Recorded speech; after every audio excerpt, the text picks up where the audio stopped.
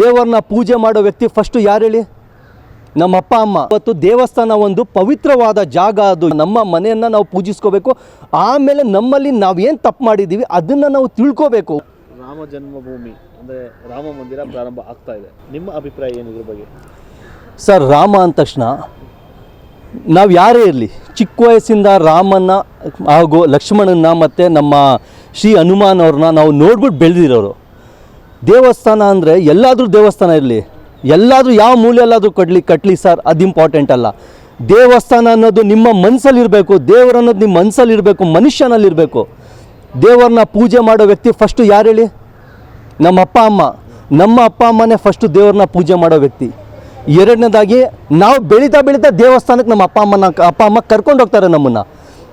ಇವರೇ ಶ್ರೀರಾಮ, ಇವರೇ ಆಂಜನೇಯ, ಇವರೇ ಶ್ರೀ ಲಕ್ಷ್ಮಣ ಅಂತ ನಮ್ಮ ಅಪ್ಪ ಅಮ್ಮ ತೋರಿಸಿದಾಗ ನಾವು ಬೆಳೀತಾ ಅದನ್ನು ನಾವು ಫಾಲೋ ಮಾಡಿಕೊಂಡು ಇವರು ನಮ್ಮ ದೇವರು ಅಂತ ನಾವು ಯೋಚನೆ ಮಾಡ್ತೀವಿ. ಆವಾಗ ಅದೇ ನಮ್ಮ ಫಸ್ಟು ದೇವಸ್ಥಾನ, ನಮ್ಮ ಅಪ್ಪ ಅಮ್ಮ.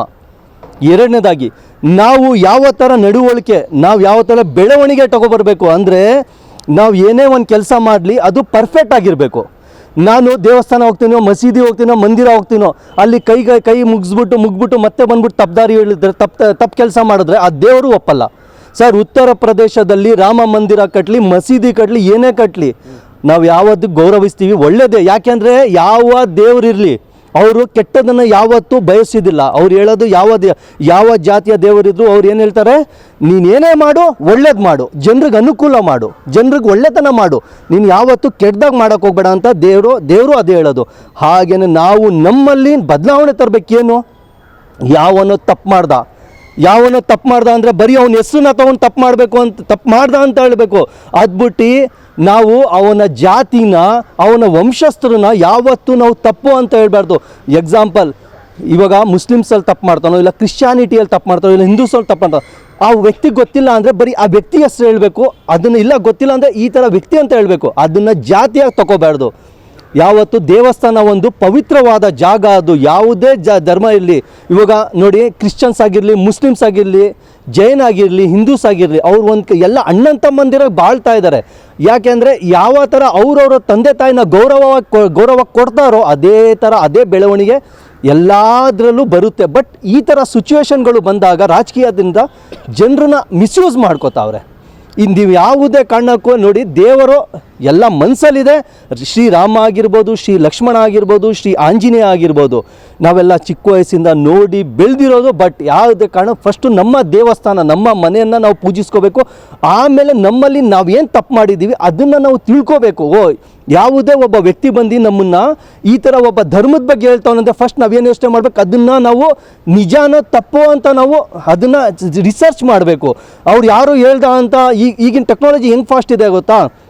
ಯಾವುದೋ ಒಂದು ಫೋಟೋ ತೊಗೊಳ್ಳಿ, ಒಂದು ವಿಡಿಯೋ ತೊಗೊಳ್ಳಿ, ಅದನ್ನು ಬೇರೆಯವ್ರಿಗೂ ಕನ್ವರ್ಟ್ ಮಾಡ್ಬೋದು. ಅಂದರೆ ಬೇರೆಯವ್ರ ಮುಖ ಆಗ್ಬಿಟ್ಟು ಅದನ್ನು ಪಟ್ ಅಂತ ಎಡಿಟ್ ಮಾಡಿಬಿಟ್ಟು ಕಳಿಸ್ಬಿಡ್ಬೋದು. ಯಾವುದೇ ಕಾರಣಕ್ಕೆ ರಿಸರ್ಚ್ ಮಾಡ್ದೇನೆ, ಯಾವುದೇ ಕಾರಣಕ್ಕೆ ದಯವಿಟ್ಟು ನಮ್ಮ ಕರ್ನಾಟಕ ಜನತೆಗೆ ನಾನು ಏನು ಮನವಿ ಮಾಡ್ತೀನಿ ಅಂದರೆ, ದಯವಿಟ್ಟು ನೀವು ಯಾರೇ ಏನೇ ತಪ್ಪು ಮಾಡಿದ್ರೆ, ತಪ್ಪು ಸಂದೇಶ ಕೊಟ್ಟರು, ದಯವಿಟ್ಟು ಅದನ್ನು ನೀವು ರಿಸರ್ಚ್ ಮಾಡಿ, ಇದು ನಿಜಾನಾ ತಪ್ಪ. ಅಕಸ್ಮಾತ್ ನಿಜ ಆದರೆ ನಿಮ್ಮಲ್ಲಿ ನೀವು ಆ್ಯಕ್ಷನ್ ತೊಗೋಬೋದು. ಯಾಕೆಂದರೆ ಗೌರ್ಮೆಂಟ್ ಅಧಿಕಾರ ಕೊಟ್ಟಿದೆ.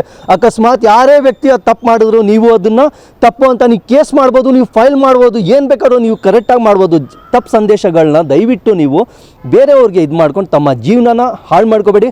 ಈ ಥರ ರಾಮ ಮಂದಿರ ಕಟ್ಟಲಿ, ಈ ಥರ 1000 ಕಟ್ಟಲಿ, ನಾವು ಅದನ್ನು ಪ್ರೀತಿಸ್ತೀವಿ, ಗೌರವಿಸ್ತೀವಿ. ಯಾಕೆ ಅಂದರೆ ನಮ್ಮ ಭಾರತ ನಮ್ಮದು, ನಮ್ಮ ಭಾರತ ಜನ ನಮ್ಮದು. ನಮ್ಮ ಭಾರತದಲ್ಲಿ ಏನೇ ಒಂದು ಒಳ್ಳೆ ಕಾರ್ಯ ಆಗಿದ್ರು ನಮ್ಮಂಥವರು ಯಾವತ್ತೂ ಸಪೋರ್ಟಿವ್ ಆಗಿರ್ತೇವೆ ಅಂತ ನಾವು ಕೇಳ್ಕೊತೀವಿ. ತುಂಬ ಧನ್ಯವಾದಗಳು.